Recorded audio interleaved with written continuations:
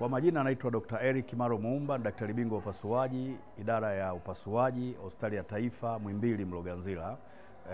Idara yetu ya upasuaji, hospitali ya taifa Muhimbili Mloganzila, tuna huduma mbalimbali ikiwemo huduma ya kuona wagonjwa consultation, ambao tunafanya clinics kila siku ya Jumatatu mpaka Ijumaa.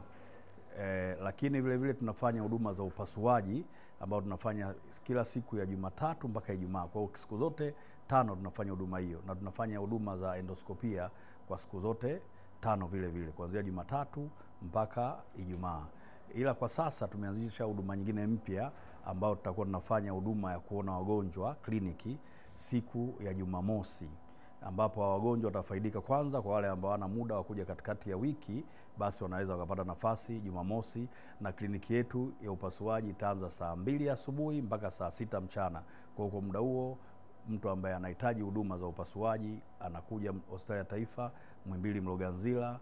Madaktari bingwa watakuwa na kliniki pale, watamwona na kumfanyia matibabu kati ya siku hizi za kazi. Lakini kwa huduma za dharura kila siku kuanzia Jumatatu mpaka Jumapili au mpaka Jumatatu, masaa 24 tunafanya huduma za dharura hospitali ya taifa Muhimbili Mloganzila.